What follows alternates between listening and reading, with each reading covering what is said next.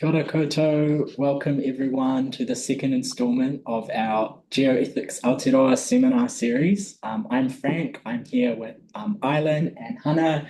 We're members of the Geoethics Special Interest Group of the GeoScience Society, and we are very pleased to be presenting this second installment of our seminar series. I don't know how many people were here last month for our inaugural session with Dan Hikaroa.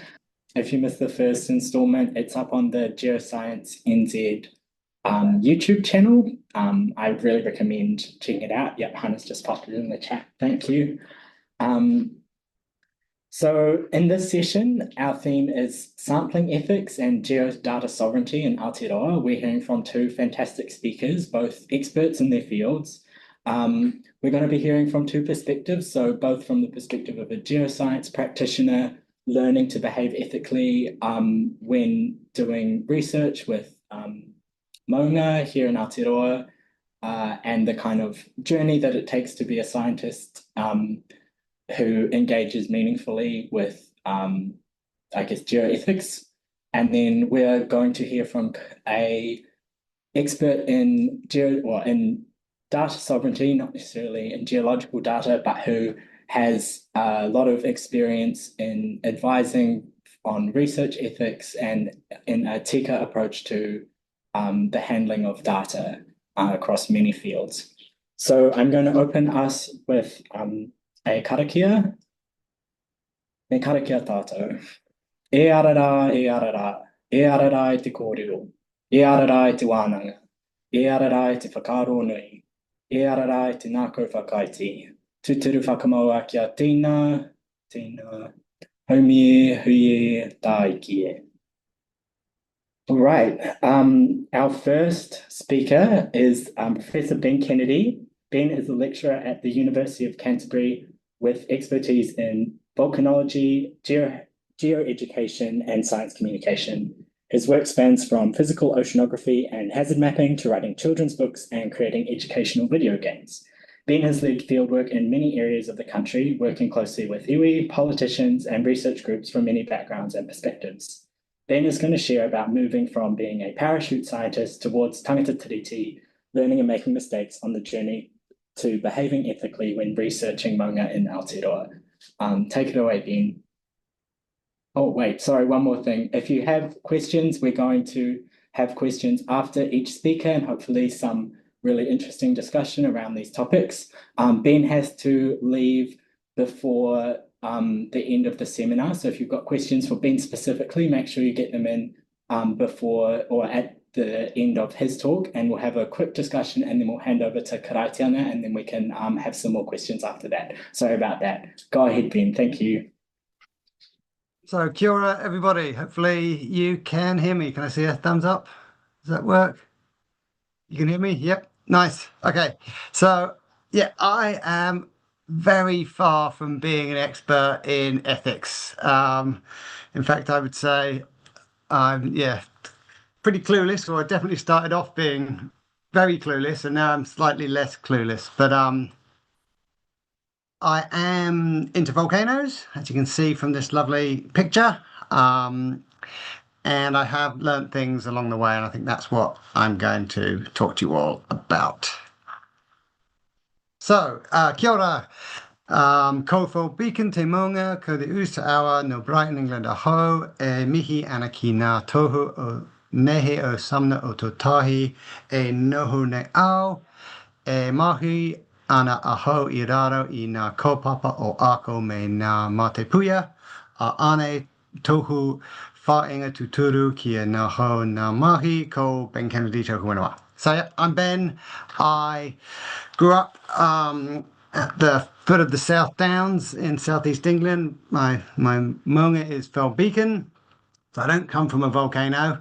I do actually come from fossil country in England. There's a muddy river Ouse that runs down near my house. I'm now super lucky to live in the wonderful Otautahi. Live in a little Sumner surfing village. You can see I've got volcanoes painted on my fence. And there's my whānau there. As you heard, the themes I work under are teaching and learning and volcanoes. And I think my true goal in kind of work has been to make work fun, and there's an interesting tension there with being ethical, because I think I've been kind of motivated by making science fun, and so there's an interesting thing we can talk about around ethics. Okay, so yeah, so my journey of mistakes and learning. So I think I started off as a grad student who loved running around half naked on top of mountains with a hammer. Um, and that's what kind of got me into rocks and volcanoes. But that's probably not a very appropriate way to behave. This is a mountain in New Hampshire during my PhD. This was more than 20 years ago now, and I don't think we did any kind of ethics. I don't think even the word ethics was mentioned during my PhD. So it's an interesting place to start. Then I've traveled around the world and visited volcanoes and, tried to take selfies of myself looking cool in front of volcanoes. I haven't got appropriate safety equipment. Again, when this photo was taken, I probably hadn't, I'd done this, it was a tourist trip, but I hadn't done any kind of consultation or anything. And then, I've done a bunch of kind of work. So this is a photo in Hawaii of me sampling. I mean, this is the most extreme form of geological sampling you can get. I'm literally scooping lava out of a moving lava flow. And I can remember when this happened, I remember before we started, I thought, oh, I'll check about sampling. Again, this was early in my career, and I was like, sweet, it's not in the national park, therefore I don't have to go through any of the permitting, right? That was kind of my feeling back then. And, it's worth reflecting on that. This time in my career, I probably was more of the kind of parachute scientist, right? The kind of scientist that jumps in over enemy lines, grabs some rocks, takes them back to where they're from, and publishes your research, right? And this is something that I suspect everyone who's on this call is already doing way better than me at that time. Just the fact that you're here and you're interested is, yeah, we want to move away from that. And I have, thankfully, I've started moving away from that due to my experience in Aotearoa, New Zealand.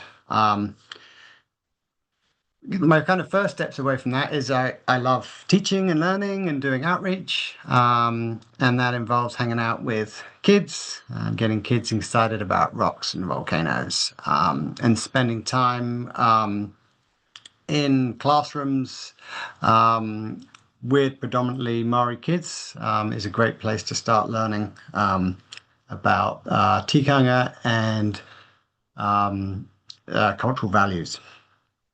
I was lucky enough to be in a program, involved in a program that some of you on the call probably involved in, called the Eclipse program. And this was really my first proper introduction into how to do things appropriately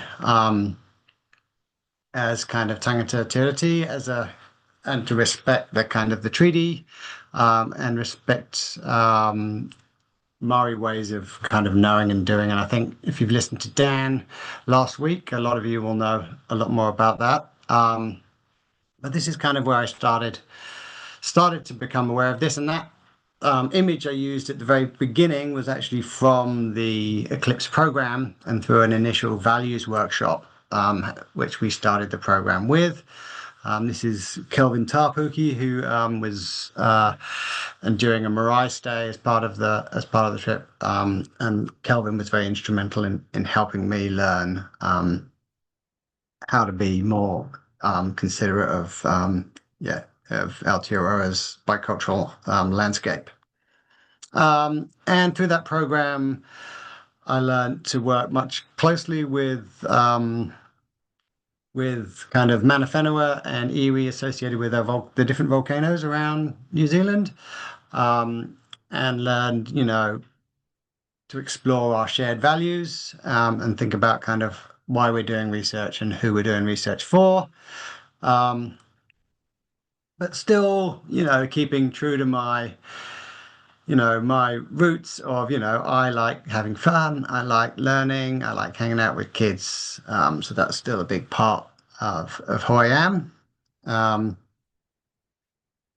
and then actually, this is Dan here. You can see in this picture. I was lucky enough to be hanging out with Dan earlier this year down at Marae around Aotearoa. Yeah, and I guess now I'm learning to do things better, learning to use our cultural advisors, learning to approach mana whenua in appropriate ways, and I guess building lasting relationships with mana whenua around our volcanoes. And I think that's probably going to be the main message of this talk today is the importance of those building those relationships and maintaining those relationships. And here is I was another field trip I was on this year with Ngāti Rangi around Ruapehu. I was extremely lucky to be taking part in a kind of a field trip around the volcano with Ngāti Rangi where we were sharing science and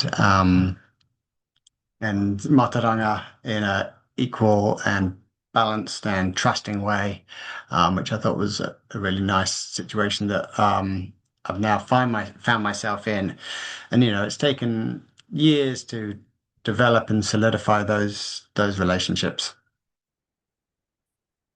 So I think, yeah, just those kind of realizing those shared values. I think I'm almost sure every single person on this call has this shared value of kaitiakitanga, and a kind of love of learning and also having good times, right? We all like to smile and we all like to learn and experience cool things. So I think, recognizing those shared values is important.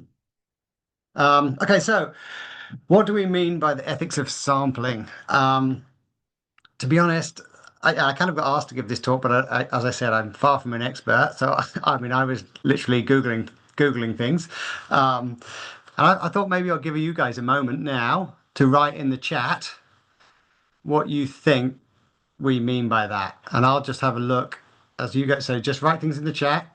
Talk if you've got a couple of you in the room. Talk to each other. Write some things in and help me work out what I'm supposed to be talking to you guys about.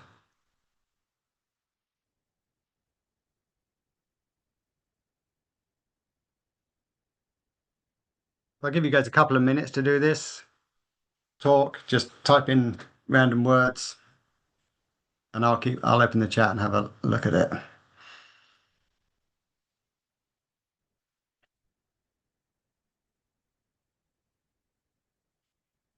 So we've got being aware of the consequences of your research.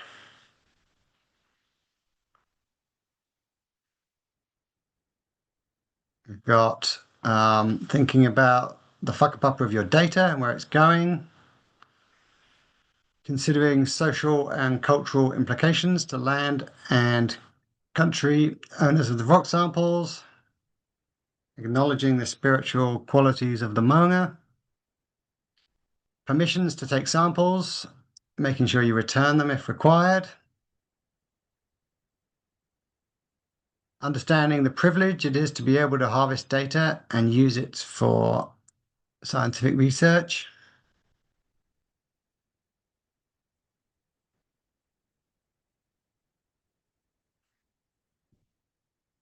Any more coming in?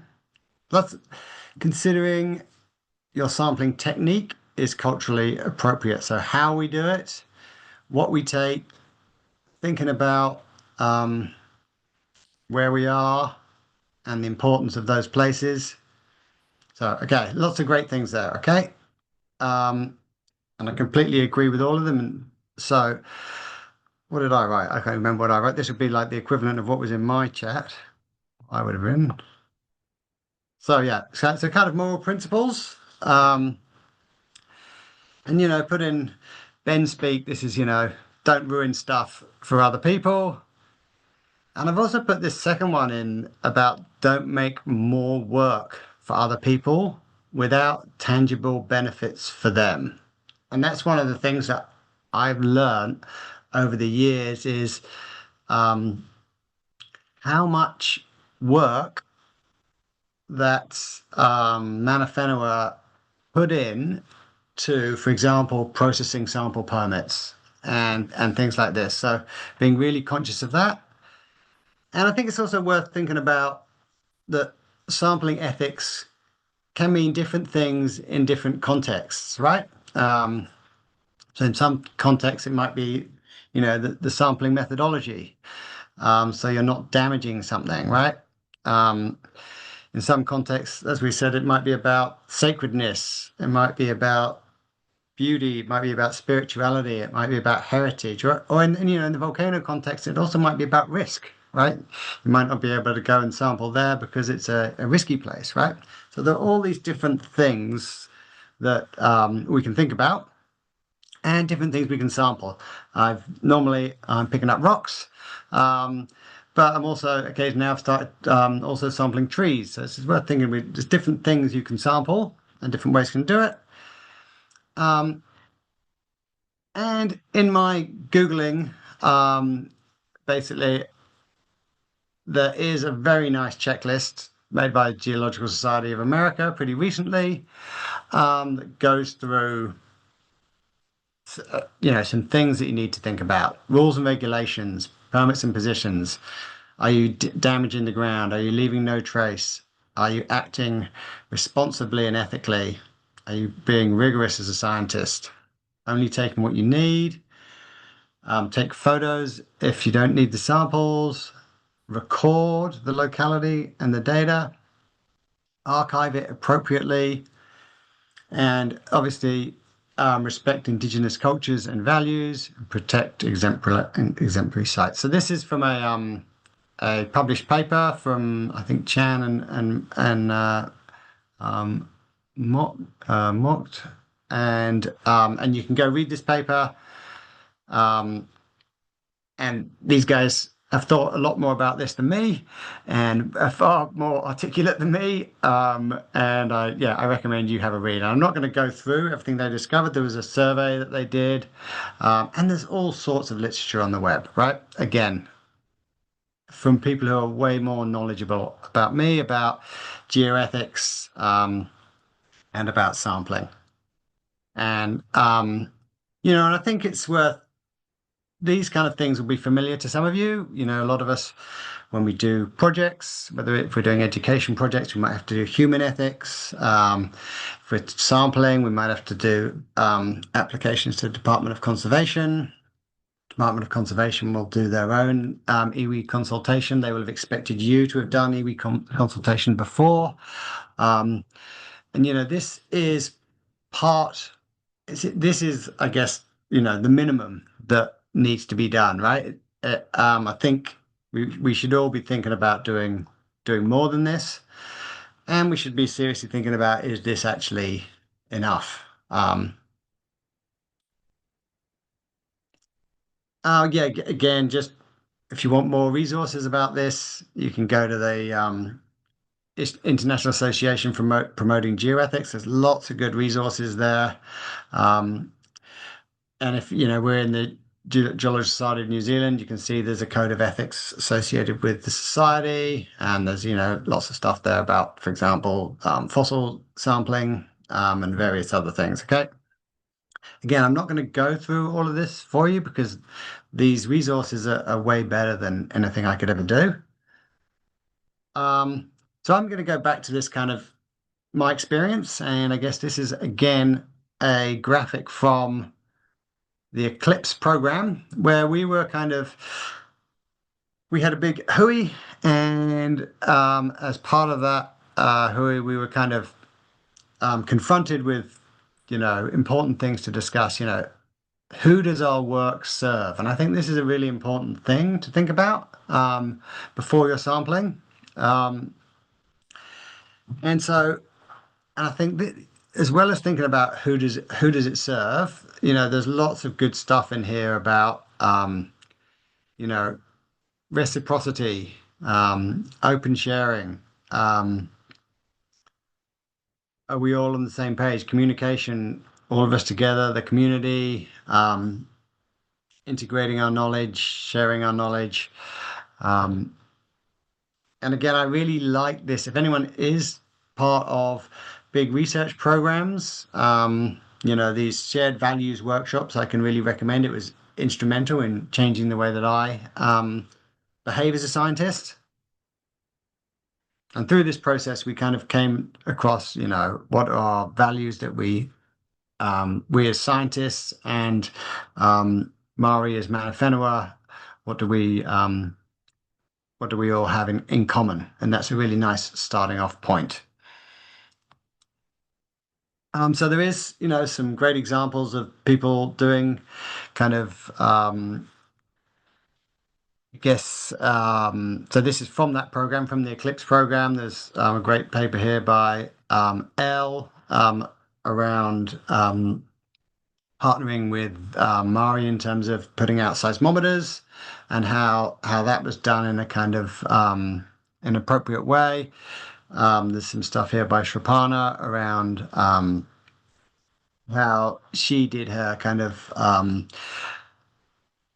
education studies around the same program. And in her case, she found that a lot of that paperwork that we all fill in was just not appropriate or not wanted by the community partners that we had, and that they wanted a different form of ethical agreement, which was in the end, for that paper, we just did a shared Google Doc where we kind of said, this is how we're going to behave. And it wasn't reams and reams of forms that, may be appropriate for university, but might not be appropriate for sharing with your partners. And I think this is probably the most important, learning that I've had is this kind of, it's maintaining those relationships with mana whenua while you're not sampling, right? So, for example, Bob Smith, some of you may know from Tangata Te Tiriti. I kind of make sure that I catch up with Bubs at least once a year, touch base, maybe make him a banana cake if he needs it, or share some sketches that students made of him when he's talking to us. Or there's lots of ways you can connect, and it doesn't have to be about sampling, right? It could be about All Blacks game or whatever, but these important maintaining these relationships, and similarly with Holly at Doc, you can keep your partners part of your life during the year, so they're not a stranger when you kind of hit them up once a year to ask about sampling. And of course, there are these wonderful opportunities. This is Taranaki and Parihaka Marae. So there are opportunities built into a lot of our kind of big research programs for connecting with mana whenua through the appropriate channels, and take those opportunities because they are invaluable. Because that's where you start those relationships, and then you need to maintain them. So this is just a reminder for me to talk about, empowering our PhD students. I think you guys are the ones that are already ahead of us old farts in terms of how to behave. So I think just providing those contacts and those opportunities for you to connect, and not always having to go through your supervisor in order to make those connections, but having those connections yourself. So this is, so Pedro was sampling, my PhD student was sampling up on Ruapehu. He was doing quite invasive sampling, where you're taking cores out of rocks or scratching rocks off the surfaces. So in this situation, we did a lot of work. How can we minimize this impact back in Christchurch and sample in as least invasive ways as possible, but also empowering Pedro with the opportunity to go up and spend time with mana whenua as an individual rather than being my PhD student, right? So Pedro could go up and develop his own relationships without having to kind of be having an intermediary all the time. And I think that's really important. And I think trusting our grad students where appropriate is a really sensible thing to do, as long as they're comfortable with that, or empowering them to be comfortable with that, I think is really important. I've put a slide here with Fakari. Fakari was obviously a tragedy, and affected me a lot. I guess it was one of these things that made me think a lot more about the connection of our volcanoes to people. And so I worked on Fakari for years. I was good friends with Hayden, who was one of the guides who sadly died. He'd taken me out to the volcano lots of times. Um, since the eruption, this is not really sampling, right? So this is more communicating, but I think it's important to think of sampling beyond taking rocks. Um, in this case, it was just me simply talking about Hayden and talking about and reflecting on the disaster. And I ended up reaching out to Hayden's brother to say, hey, is it okay to say this about how I knew Hayden? And then Hayden's brother put me in contact with Hayden's mum. And now I've become mates with Hayden's mum. And she came up to Christchurch earlier in the year, helped me paint a volcano. As a kind of way to remember Hayden. When I'm in Whakatane, I pop in and say hi. So I think it's just, again, it's just this ways of building those relationships with the people around where you're doing research is so important, right? And just going beyond that paperwork and that paper trail that we have to do. I think another nice example here is Cole and Dina at Ngāti Rangi. So Cole emailed me if he's from the States, and he wanted to do some satellite work looking at Ruapehu. And for that type of work, actually, you don't have to do any sampling permits, right? There are no sample permits. But luckily, Cole had a lecturer, Kalani, who was really strong on geoethics, and they had some funding to actually send Cole over here.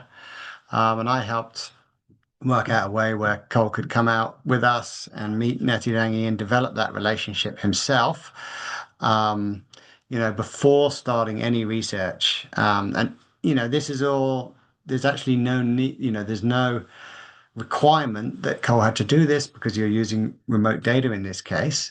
But, Cole recognized that this is still incredibly important, and forming those relationships and tweaking his project according to what Ngāti Rangi were most interested in was a really important thing to do. And I think it's definitely that way forward that we can do as a community. So, some lessons learned. You've got your official GSA kind of things to think about before sampling. I've just got some lessons here. Obviously don't make a mess. I mean, this is your minimum thing. Sample unconsciously, I think I mean inconspicuously. Sample inconspicuously. And I think that goes without whether or not you're in an area that has permitting requirements. I think a kind of second point of this, dealing with emails, permit applications, phone calls, it all creates work for, in this case, Mana Whenua, right? And in many cases, that Mana Whenua position may or may not be a paid position. And it almost certainly is not their top priority. In fact, whether or not Ben goes and picks up a bit of lava from the end of a lava flow on Ruapehu, I would say it's pretty much at the bottom of the list of things that Ngāti Rangi are worrying about on a day-to-day basis. So I think us just being aware of that is really important. And I think as a result of that, we need to volunteer a variety of ways where we can make this extra work that we're asking of Mana Whenua worth their while. So how can we reciprocate this, right? You know, is this of us to engage with their next generation, with school visits, bringing out Rangatihi with you as field assistants, kohas, um, and I think just sharing time outside of official business, those times to ask questions, to learn about each other, to learn about what your values are, to develop trust, to explore common interests. If you're doing a marae visit, spend time in the kitchen doing the drying up, meet the aunties, right?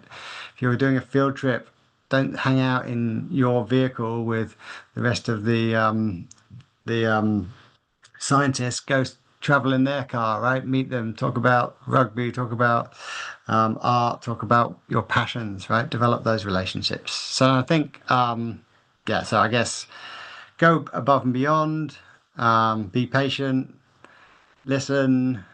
You will make mistakes. I've got told off plenty of times for doing the wrong things, and hopefully we can get better. So I'm not sure how I'm doing for time, but maybe I'll leave it there and we can open some questions.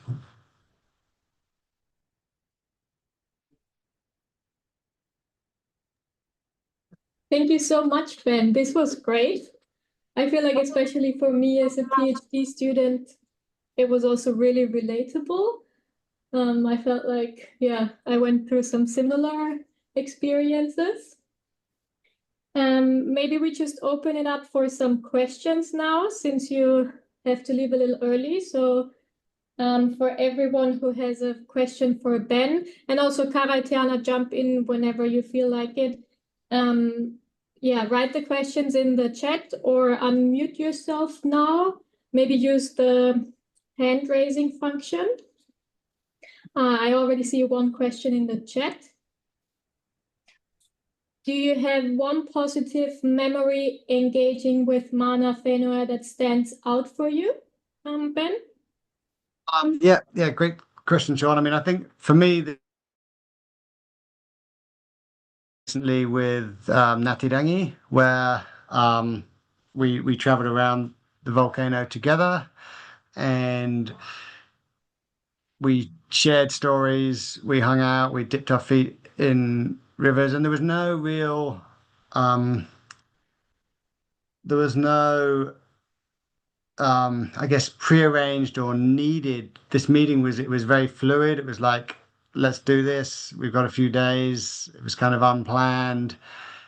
Various teachers kind of turned up, didn't turn up. People came in and out, and I think that was a really just natural and I'm a I'm a square old scientist, but I think getting these kind of spiritual moments, I mean, is it's good for us, and it shows value, it develops friendships, and yeah, I think it's genuine. It was a very genuine experience. It wasn't kind of forced because I had to fill in a form, or it wasn't forced because this was part of an MB program and we had to do engagement on this day, right? This was something that was unplanned and free and genuine.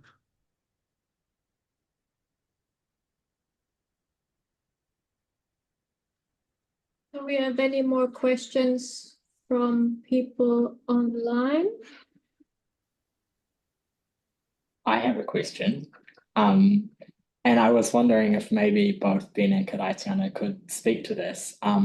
Since we are kind of in the realm of data sovereignty and thinking about what we do with data, I was wondering if you, Ben, or Karaitiana had ever come across times when the kind of purpose, the broader goals of your science of sharing information as widely as possible had come into conflict or tension with the need to think about, as you said, then who does our work serve? So we're it might be the kind of normal scientific thing to do to publish data really broadly, if that has ever come into conflict with needing to respect either the data or the people who you're working with. And yeah, Karaitiana, from a tikanga perspective, I'd also love to hear what you think about this in a geological context.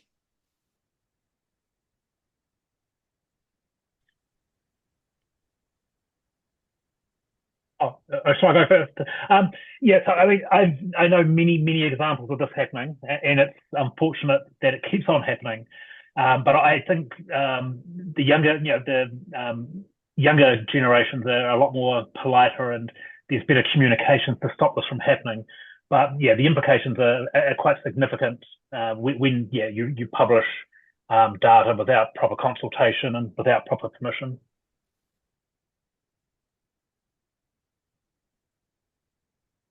I guess, yeah, I mean, I can't think of any specific examples involving me. I mean, generally, before we do anything, you ask permission lots of times to lots of different people, as well as going through any official channels. And I guess if you don't hear back, which can be the case, then you hold fire until you do hear back. And that you can get these tensions around scientists' timeframes and publication, and tension between a student's got to publish a PhD and waiting to hear back from iwi. But that's why it's so important that you've built those relationships well before this. And then if you have made those relationships, then I think you will hopefully reduce those timeframes, right? And you will have showed your expectations well ahead of time, so you don't end up in that situation. Thank you. I think that's very helpful, and yeah, good to think about that broader context of relationships when it comes, and not just focusing on the data and the timelines. Yeah. Looking at the time now, maybe we should now move on to our next speaker. Ben, can you stop sharing the slides? And maybe Karaitiana, you can already try sharing the slides. Okay. So our next speaker, we will now hear from Dr. Karaitiana Taiuru. So he is an expert in so many areas. I'm not sure I can list all of them, but they include tikanga and Māori Data Sovereignty. I'm really happy that he agreed to join our seminar series today, because actually at the beginning of my own PhD, maybe similar to what Ben just talked about, I was not very aware of data and sampling ethics. But after attending one of Karaitiana's talks about data sovereignty, I was actually made aware that this had some ethical applications to my own research, since I'm using rock samples from Aotearoa. So I'm really excited to hear from Karaitiana again, and I hope the audience can take something away from this just like I could. So yes, please go ahead if you're ready, Karaitiana. Cool. Excellent. Thank you very much. And Ben, that was an awesome presentation, by the way. I really appreciate it. Thanks. Kia ora koutou. So yeah, I'm just going to quickly jump into this, looking at the time. So actually I need to play this a bit. Righty. So I think before we think about the data and data sovereignty, we need to think about the whakapapa considerations. We have to understand that every natural object in Earth, or in our environment, from a Te Ao Māori perspective, has a whakapapa, or a genealogy, and that's particularly true for rocks, mountains, volcanoes, flora, fauna. So all of our traditional knowledge talks about how we as humans are the younger siblings to all of these natural objects. So hence it's really important to consider data sovereignty and consider how you record where that sample came from. So this will help in the future. I'm familiar with instances when mana whenua have been involved with providing advice and permission to scientists, and then that person might may no longer be around, and there's no record of what happened. We also know from years of museums collecting samples that if there's not detailed accounts of where things came from, it can be very difficult to try and prove where which iwi it was and the rest of the history.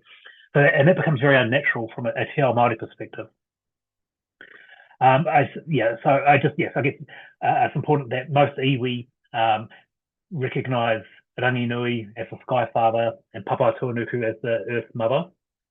And we know that Rangi and Papa had over 70 boys and about the same amount of girls.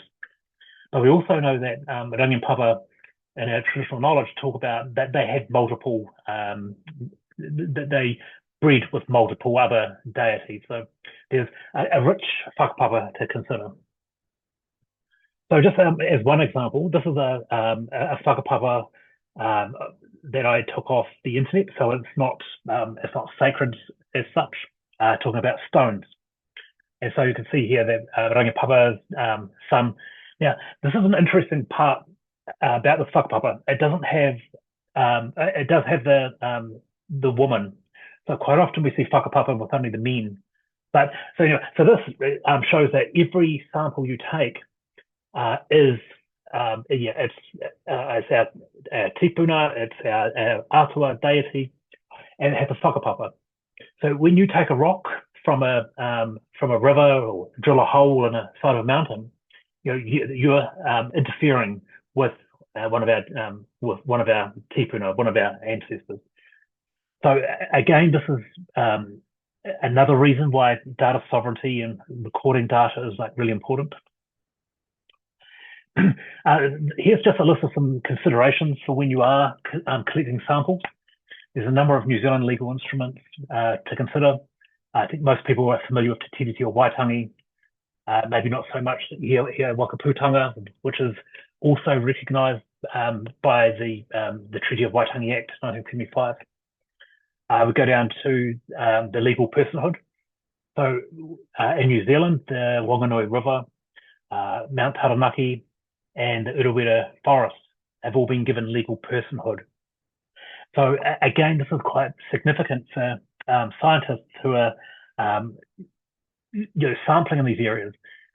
You need to consider the legal personhood of where you're going into, and the fact that where you're going to now may not have legal personhood, but it could have legal personhood in the future. So just to be aware of all of these different instruments, and in particular, I highly recommend become familiar with the Waitangi Tribunal report, the Y262 Flora and Fauna report.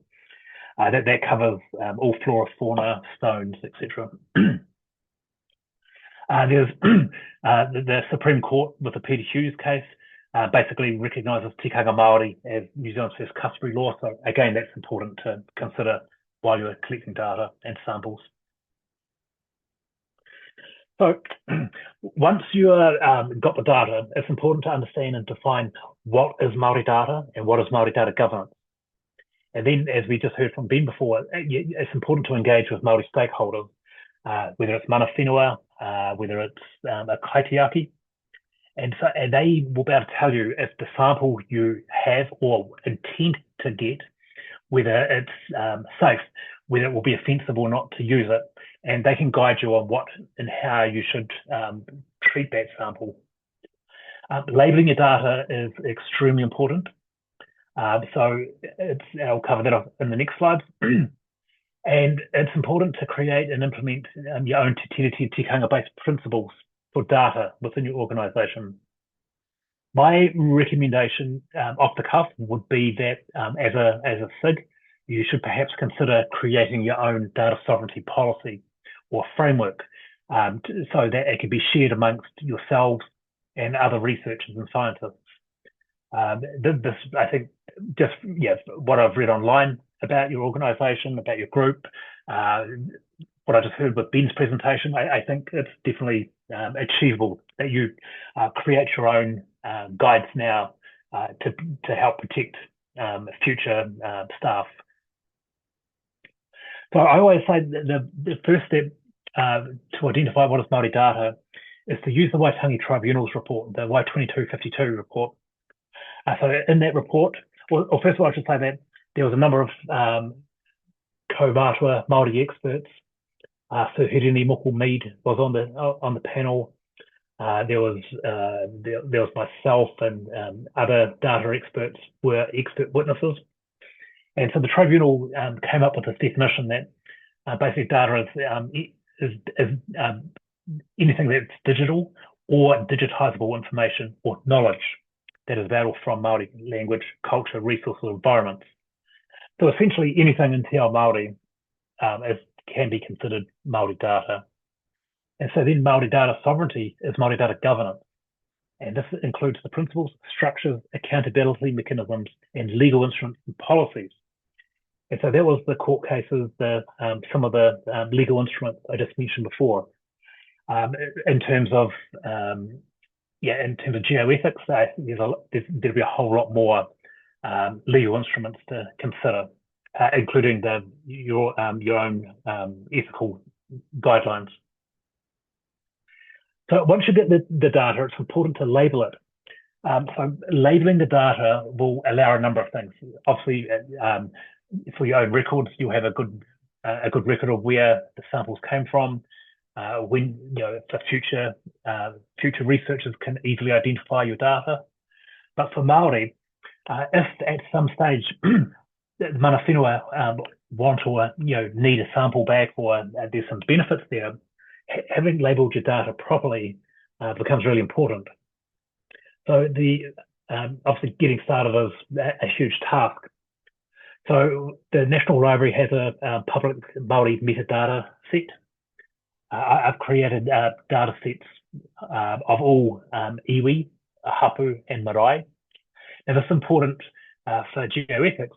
And you can use this data set so you can accurately record the iwi or the hapu or the marae where the sample came from, or the mana whenua. You could also use, and I recommend using your own in-house data dictionaries, and where necessary, just create your own labels in order to ensure that the data is labeled properly.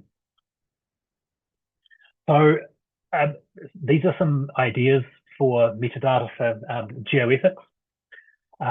Knowing the exact location, the geographic location of where your sample came from, then you can add these this metadata. So you can add the waka, the iwi, the hapu, the district, marae.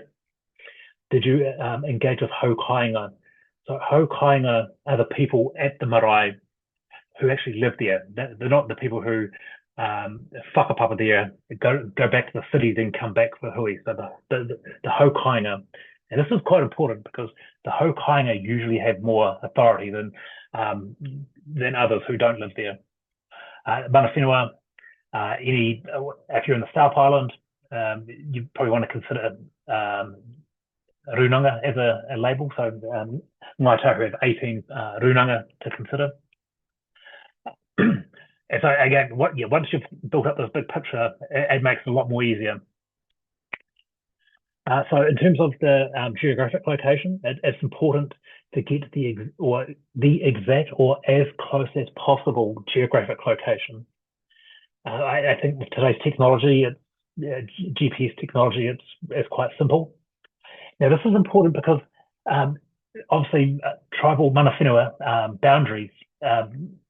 We have boundaries. So one hapu will sit on the boundary of another hapu or another iwi. So, and there could be disputes or arguments about about who is the kaitiaki of the sample you took. So the exact details is really important. And as I say, just make sure if there's a kaitiaki involved. Kaitiaki can be an individual. It's usually an individual. I know at some of my marae, we have humans who are the kaitiaki of fisheries. of all kaimoana. We've got another kaitiaki who's the kaitiaki of all the flora and fauna. So it's important to get that recorded. Now, if you're not sure who the mana whenua are, these are 3 resources I highly recommend. So MaoriMaps.com basically gives you all the details that you need to find out who someone is. It has marae names, addresses, geographic locations, just a whole range of things there. The Te Kahui Māngai is also really important. It's a great resource to identify hapu, look at the boundaries. And if you're working on land that's not, working on land that's in a Māori land trust, Pasaka Whenua is the website to go to, and this will help you to identify the Māori land trust. So land trusts have more authority than the mana whenua. So it's important to be able to recognise and engage with them. So the kaitiaki, engaging the kaitiaki, they'll tell you, as I said before, they'll tell you if your sample and the data that you're creating is sacred or not sacred, and then you'll know what you can publish and what you can't publish. And so this question was asked before, so I'll just use an example that a lot of our ethnographers produced published material of lots of things that should never have been published. We also, a few years ago, had a certain university published a significant amount of tapu information, and it basically caused a lot of broken relationships. So this is really important. Again, just you tag and label your data, talk to the kaitiaki, talk to mana whenua, and record the data properly. If the data is sacred, don't publish it.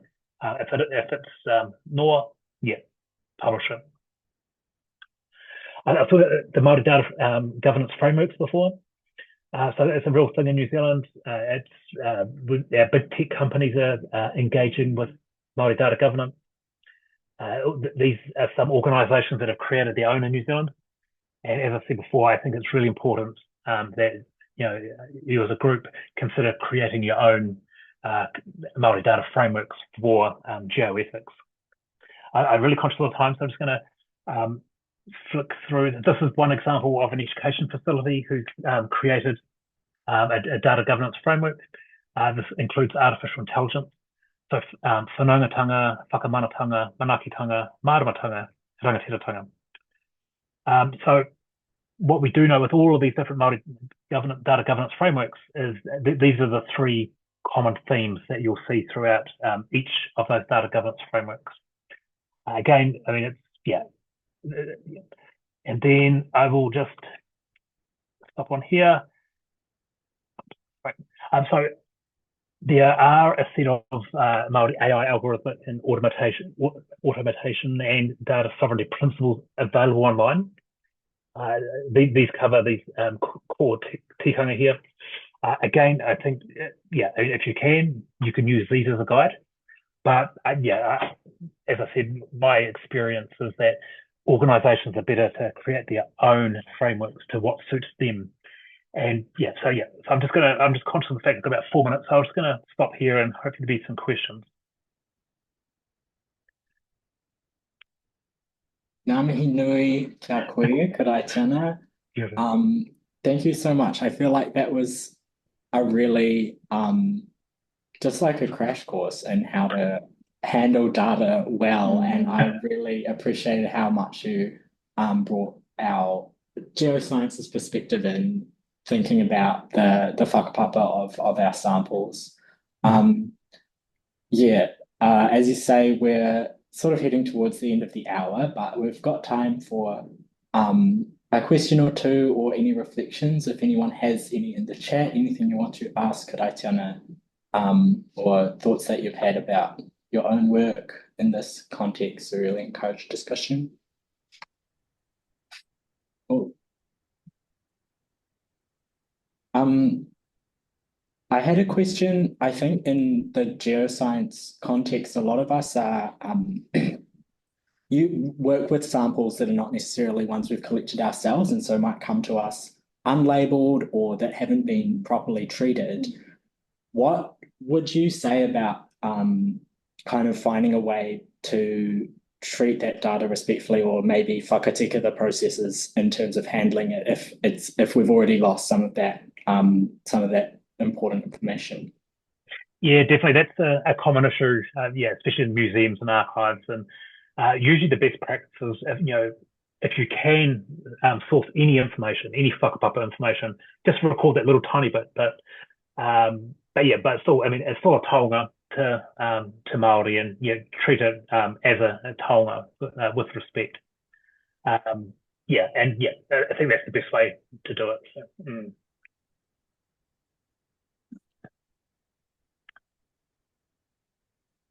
Okay. If no one's jumping in the chat with anything last minute, I think we'll close there. I just want to thank you again, Karaitiana, and Right. Ben's left, but he said he's gonna watch the end of your talk when it gets uploaded. Oh, are you okay with this being recorded, Yes, Karaitiana? yes. Oh yeah. Yeah. Sorry. Already. Don't want to do any unethical data publishing of this seminar. So yeah, thank you everyone so much for attending and engaging in the discussion. I think, it's been really cool to get two quite different but very complementary perspectives on behaving well with samples in Aotearoa. I really liked the practical guidelines that you offered, Karaitiana, and I really liked Ben's message. I think that was very grounded in thinking about relationships and also of fun while also being tika with our data. And as well, I think the message is that it's a journey to get to a place of ethical research, but it's absolutely worth and essential to be part of. So yes, this is the second installment of our series, and the next one is coming up next month on the 21st, so that'll be a Thursday. And we're going to be talking about ethics in hazard warning and response with Sally Potter. So a little bit of a different theme to our last two seminars, but I think will still apply to a lot of us in the geoscience research space. So keep an eye out for the invite to that one and put it in your calendars. And I'm just going to close us out as we began with karakia. Inahia ki te uru tapu nui. Kia wātea, kia māma, te nāko, te tinana, te wairua I te ara takata. Koia rā e rongo, whakairi ki ronga. Kia tina, huie, taiki e. Thank you, everyone. We'll see you next time. Have a great afternoon.